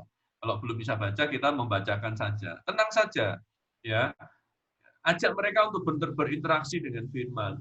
Dan yang kemudian mereka mendapatkan pengajaran Alkitab yang utuh. Ya, ini saya kasih beberapa tips lah. Misalnya, selalu gunakan Alkitab dalam mengajar. Makanya sejak kecil bantu mereka untuk berinteraksi dengan Alkitab.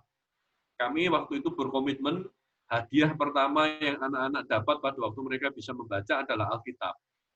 Sampai hari ini mereka membaca Alkitab fisik, gitu ya. Mereka tidak kita biasakan membaca Alkitab handphone, karena handphone itu kan tidak bisa lihat perikop sebelumnya atau kita mengajar mereka untuk membaca secara utuh cerita. Begitu. Salah satunya adalah dengan membaca Alkitab dalam bentuk fisik, dalam bentuk buku.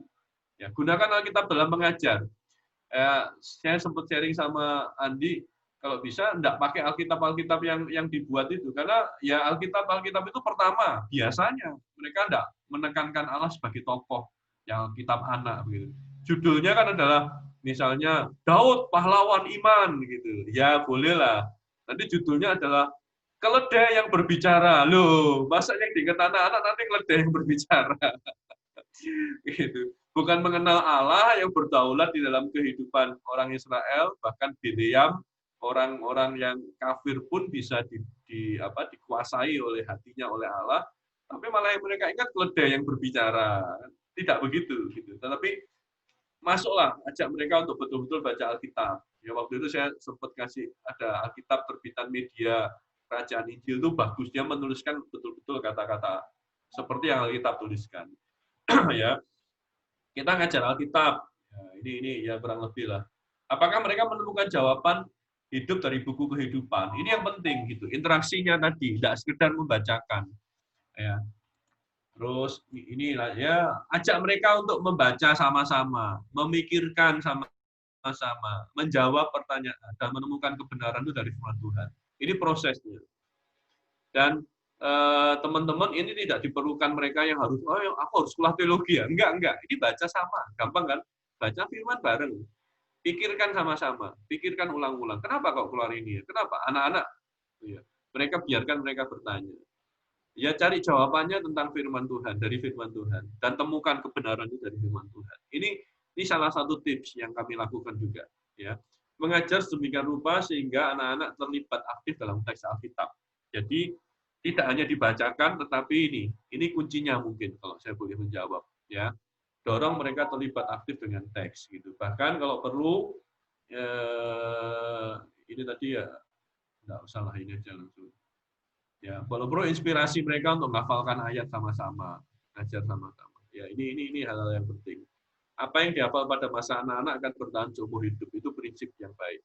Ya, mungkin begitu. Jadi lebih ke kuncinya adalah ke interaksi ya, kalau saya boleh katakan ya. Jangan dimonopoli orang tua juga saja yang membaca. Kita ngajak mereka berinteraksi, apalagi tadi kalau nggak salah anaknya usianya sudah 10 tahun ya. Sudah saatnya untuk berinteraksi. 6, 8, 10. Ya. Kalau 8, 10 bisa kooperatif ya. Saya minta dia baca, tapi yang 6 ini nggak ada. Saya lagi sambil baca, 2 ini dengerin, bisa begini kan. Yang 1 lihat kemana. Malah bisa mau menghindar gitu loh. Jadi apa ya? Ya rasanya gimana ya? Kalau kan maksudnya kan waktu kan terbatas. Jadi 3 anak saya langsung bersama gitu. Yang kecil ini Ajak dia yang baca. belum lancar banget. Mungkin apa-apa, kita sabar. Kita dulu. Sekalian ngajar dia baca. Ya sih. Ya. Interaksi, segala sesuatu yang tidak interaktif akan tidak mudah untuk diterima oleh anak-anak. Jadi interaktif. Lalu juga mengajak membicarakan firman itu dalam kehidupan sehari-hari. Dalam kehidupan sehari-hari ajak bicara. Misalnya kami ini satu keluarga suka nonton Indonesian Idol. Kalau tahu Indonesian Idol ya, nonton Indonesian Idol biasanya itu hari Senin malam. Jadi Senin malam itu mereka nonton bersama sampai malam. Kami keluarga homeschooling ini kegiatannya baru rame pada waktu malam. Kalau pagi bangunnya siang-siang. Nggak tahu dengan teman-teman di sana. Jadi sampai malam nonton. Nah kejadian pada waktu itu satu kejadian suaminya BCL itu meninggal. Indonesian Idol waktu itu, kalau tahu ya, satu artis Bunga Citra Lestari itu suaminya meninggal. Nah itu saya pikir kesempatan. Esok harinya, malamnya sebelum tidur, kita berbaring di ranjang, ya kita cerita tentang itu. Tentang, tahu nggak kalian, suaminya yang meninggal. Ternyata mereka tahu, ada kakaknya kan sudah baca berita. Oh iya ya, di situ kesempatan kami cerita tentang kematian, kehidupan setelah kematian. Kami bercerita tentang apa yang firman Tuhan katakan, tentang surga. Jadi tidak hanya proses membaca Alkitabnya juga, tetapi berinteraksi Alkitab itu dalam kehidupan sehari-hari.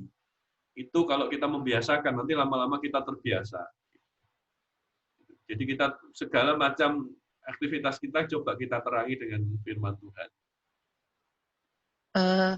Misalkan ya, anak lagi bete atau katanya boring atau gimana, itu kita meneruskan atau kita bagaimana ya? Kan kondisi anak kan suka, apalagi yang preteen ya, bisa nggak stabil gitu loh moodnya gitu loh, atau gimana ya? Maksudnya kita teruskan atau stop gitu? Sebetulnya kita menjadikan waktu membaca Alkitab ini bukan jadi sebuah liturgi. Seperti kami tidak menjadikan itu jadi liturgi yang, ayo waktunya baca Alkitab, waktunya gini. Itu betul-betul kami tidak ada di dalam rutinitas keluarga kami. Jadi pada waktu kami cerita gini, pada waktu anak kami masih kecil, umur 4, 5, 6, mereka membaca Alkitab kan baru mulai belajar baca. Nah, kami menemani mereka pada waktu sebisanya. Jadi nggak harus jamnya malam. Saya juga bersih-bersih rumah, beres-beres, apa segala macam juga gitu. Jadi saya juga nggak mau membebani diri saya, aduh ini dikejar-kejar, padahal saya harus gini. Enggak. saya betul-betul menyiapkan waktu yang tepat, yang baik buat saya, buat anak-anak, untuk membaca firman, menemani dia pada waktu dia masih kecil. Nah, tetapi pada waktu mereka sudah mulai umur 7, mereka sudah mulai terbentuk habitnya bahwa mereka punya rutinitas membaca Alkitab. Mereka menyadari bahwa Alkitab itu penting untuk dia. Hanya itu aja mungkin. Pokoknya ini penting untuk kamu. Ini akan menjaga kamu, ini akan memimpin kamu. Jadi dia juga sebenarnya nggak tahu gimana sih aplikasinya dalam hidup kita. Nggak seperti kita orang dewasa gitu loh. Tetapi kita hanya mengajarkan kepada mereka begini, pada waktu kamu usia 6-12 tahun, SD lah ya, itu pokoknya kamu baca aja Alkitabnya. Dari Kejadian sampai Wahyu. Kami membiasakan itu membaca urut dari Kejadian sampai Wahyu. Ngerti, nggak ngerti, no problem. Tapi kamu paling nggak pernah punya pengalaman membaca. Apalagi pada waktu dia membaca yang kitab Imamat, Bilangan, Ulangan. Jangankan anak-anak, orang dewasa saja belum tentu kita membaca semua. Ayo, aku yang belum membaca selesai. Nah, ya kan? Tetapi apakah itu berarti tidak penting? Karena untuk dibaca, sepertinya isinya seperti itu, tetapi kok ada di Alkitab untuk apa? Gitu. Tapi kami membiarkan anak-anak kami membaca tanpa kami menjelaskan kepada mereka, ini maksudnya gini, secara teologi artinya gini, ini maksudnya ini melambangkan. Tidak pernah kami memberikan penjelasan itu pada waktu mereka di usia membaca 6-12 tahun itu. Kami betul-betul membiarkan mereka membaca dan memahami seperti pemahaman seusia mereka. Tetapi kami takjub ya, pada waktu perjalanan anak saya, mungkin anak saya yang pertama umur 8 tahun gitu, dia membaca kitab Imamat. Dia baca kitab Imamat karena memang kami punya jadwal rutin untuk dia membaca, yang memang dia harus dibiasakan membaca dari sejak kecil. Pada waktu dia selesai membaca Imamat, dia berkesimpulan begini. Berarti Allah itu kudus ya. Tidak boleh ada dosa sedikit pun. Kalau ada dosa, bisa langsung mati. Dia bisa berkesimpulan seperti itu pada waktu dia membaca Alkitab, kitab Imamat selesai. Bahkan dia membuat keputusan untuk dirinya sendiri, aku tidak akan makan daging babi. Waduh, saya sama papanya merasa bersalah ini. Apakah kita harus menjelaskan atau kita membiarkan dia sesuai dengan apa yang dia baca? Karena kalau kita baca kitab Imamat kan memang babi itu tidak boleh begini ya. Kita tahu itu. Tapi itu keputusan yang dia buat dan dia betul-betul tidak makan babi sampai 2 tahun. Itu keputusan dia pribadi. Kami menahan untuk kami tidak perlu menjelaskan secara teologi, tetapi kita sudah ditebus loh. Jadi kamu tidak apa-apa makan babi. Kamu gini, kita tidak menjelaskan itu kepada dia. Sampai pada waktunya dia selesai membaca kitab Perjanjian Baru, lalu kita mulai, dia sudah lebih dewasa, lebih punya pemahaman lebih baik, baru kita bercerita tentang karya penebusan Kristus di atas kayu salib kepada dia. Dan kita sambil bercerita itu, sambil kita mengingatkan dia, kamu ingat nggak keputusanmu pada waktu itu kamu tidak makan babi, dan betul-betul 2 tahun kamu tidak makan babi. Ya, Mami bersyukur sama papi, kamu bisa membuat keputusan itu, berarti kamu mengerti betul kitab Imamat itu, dan kamu menyadari bahwa Allah itu kudus, tapi sekarang pengetahuan kita tentang Allah itu semakin disempurnakan dari hari ke hari. Sekarang kamu mengerti bahwa Yesus sudah menebus kita dari semuanya. Dan dia makan babi otomatis tanpa kita suruh-suruh juga. Kita juga bukan karena apa juga, tetapi itu experience anak-anak berjalan bersama firman. Yang kita tidak buat-buat, kita tidak usahakan, tidak setting-setting yang sebegitunya, tetapi kami lebih membuat perjalanan membaca Alkitab itu sesuatu perjalanan yang seperti kayak kita ini lagi mau camping, mau liburan, ya exciting, menyenangkan, cari waktu yang senggang, yang setelah menikmati, begitu. Bukan yang sesuatu yang kita akhirnya kita ditarik pada satu kewajiban moral lagi. Dan sekarang mengalami hal yang sama, seperti yang tadi Jenny utarakan. Masuk usia 10 tahun, mereka mulai, kami kasih handphone, kami kasih gadget yang besar. Tapi kami sudah ngomong, gadget ini dengan rule 1, kami tidak ada screen time, nggak ada. Rule gadget kami 1. Pada waktu papi atau mami ngomong sama kamu tidak lihat papi mami, gadget itu kami ambil. Rule-nya cuma itu aja. Jadi mereka gunakan itu karena memang mereka waktunya sudah harus belajar dengan gadget ya. Jadi mereka bikin presentasi dan segala macam, bikin video lewat itu mereka mampu. Tetapi akhirnya ngalami hal yang sama juga. Yang tadi Jenny sharing kan, mulai karena lebih suka nonton K-pop, ya kan, daripada baca Alkitab mungkin. Mereka sangat senang, tapi nonton bersama itu Running Man dan segala macam gitu.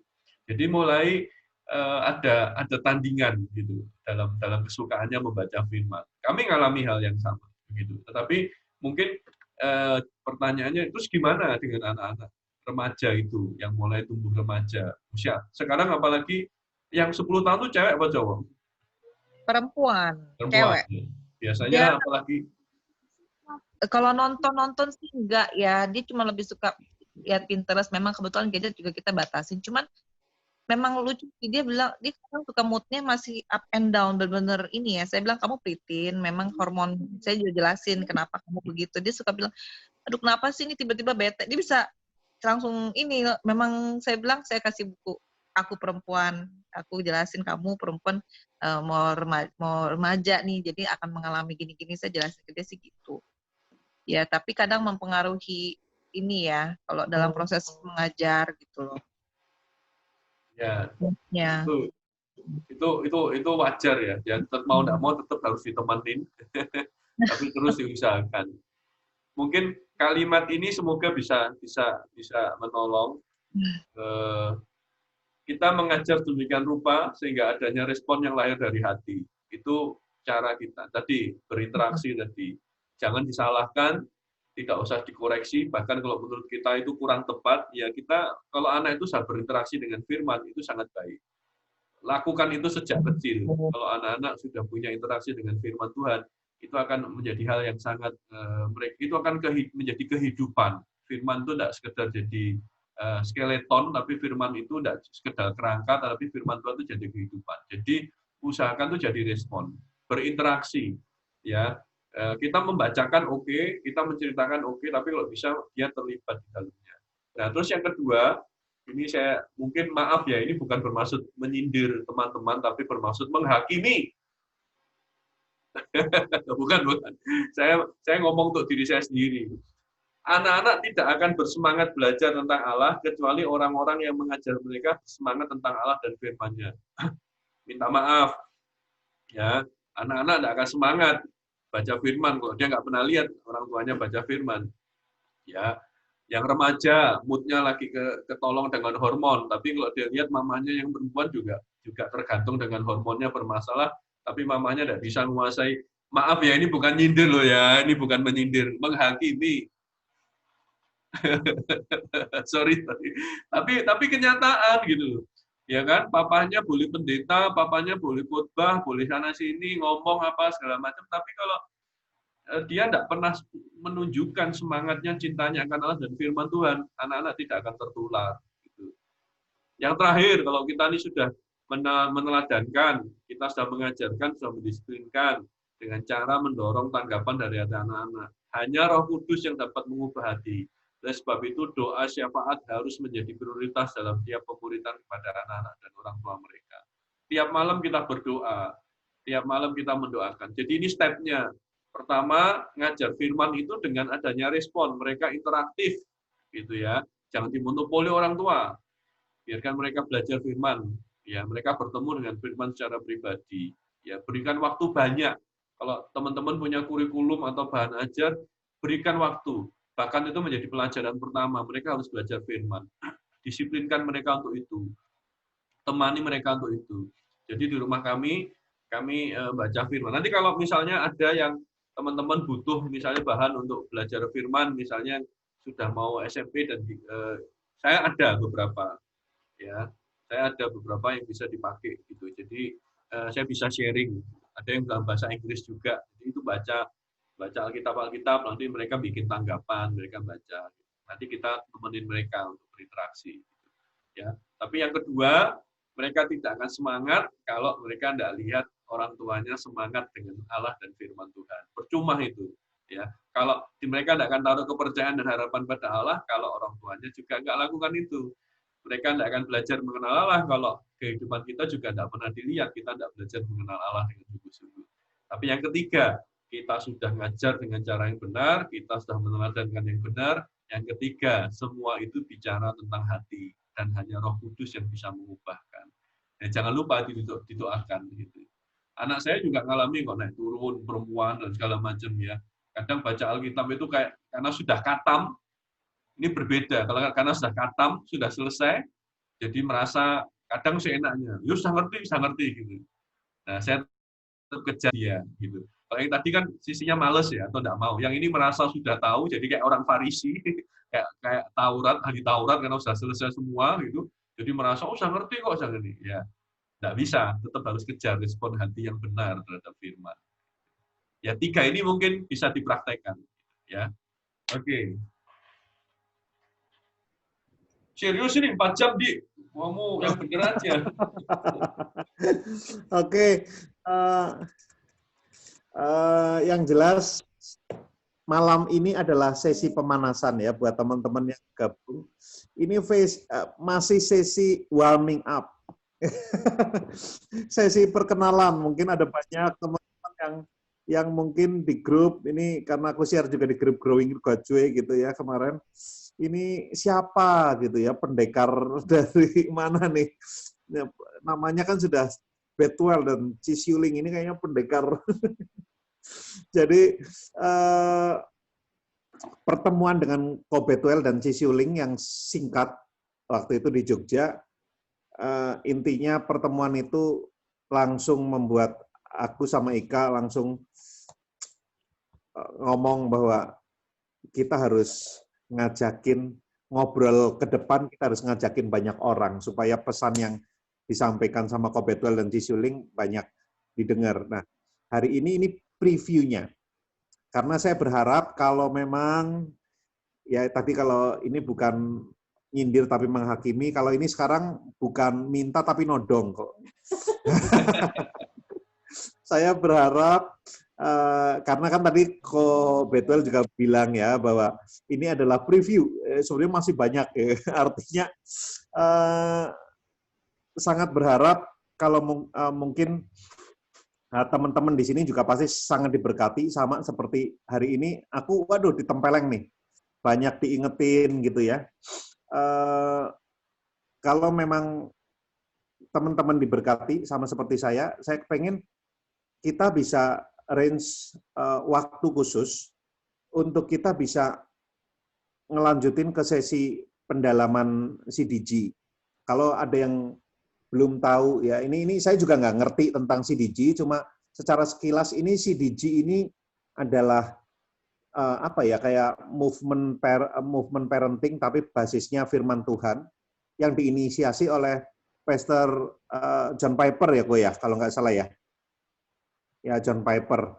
Jadi memang kalau kita tadi dengerin pemaparannya dari Ko Bethuel sama Cisiuling, sebetulnya kalau kita yang belajar, saya kebetulan ya sedikit-sedikit belajar tentang Charlotte Mason, tentang prinsip-prinsip narasi, itu sama bagaimana anak digugah hasratnya untuk menjadi seorang pemikir-pemikir gitu. Nggak cuma pembaca, nggak cuma jadi mereka cuma makan gitu, tapi mereka juga mikir, ngunyah gitu, ya, merenungkan. Di mana hari-hari ini kita tahu bahwa merenungkan itu jadi barang langka ya, jadi barang mahal. Nah, semoga kita nanti bisa ngatur waktunya untuk kita bisa, nggak tahu kok biasanya berapa sesi, nanti saya tanya Ko Bethuel ya. Biasanya berapa sesi kok? Sulit ya, karena sulit ngomong gitu karena kan itu biasanya kan kita biasanya materi pelatihan.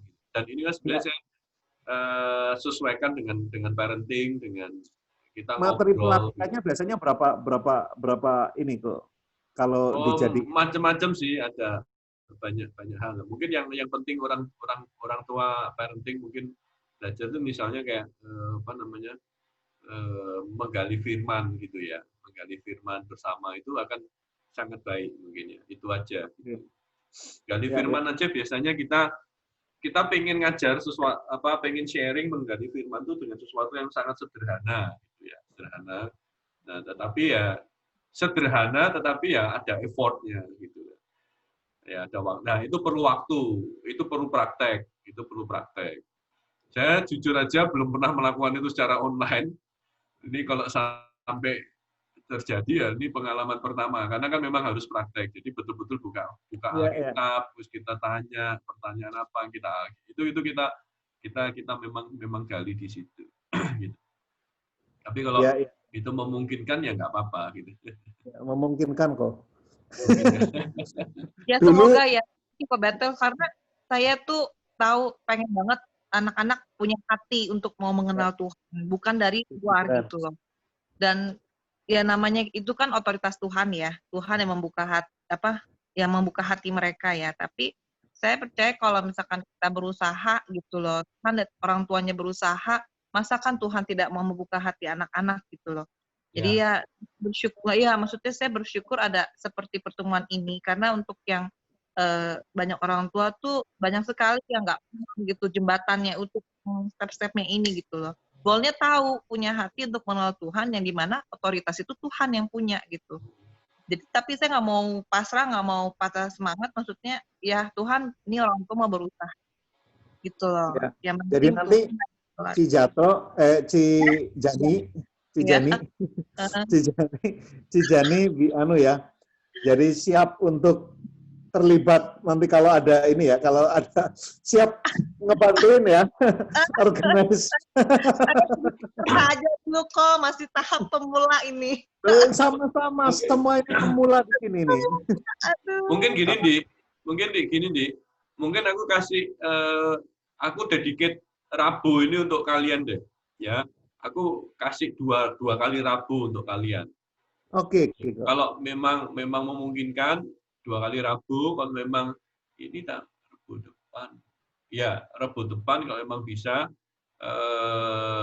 kita bisa start 2 kali pertemuan aku dari kita, tapi itu kita ya sudah masuk ke hal-hal praktis dalam artian misalnya gimana sih orang tua kita gali firman dan bagaimana kita bisa meneruskan kepada anak-anak. Jadi jadi cara yang betul. Jadi kurang lebih dua kali Rabu ya. Kita coba 2 kali Rabu dulu lah. Ya. Tapi nanti buat teman-teman yang mau join harus video ini ya, kok ya. Video ini harus ya kan? Iya. Ya. Nanti kalau karena ini udah di-record. Betul. Sebenarnya jangan nonton video. Tugasnya adalah ada yang mau join, dia harus ketemu sama siapa. Dia di antara kalian yang harus cerita lagi, sharing. Cuma ininya harus hafal ininya juga. Ya, kalau ininya hafal kok, tapi kurang mantap.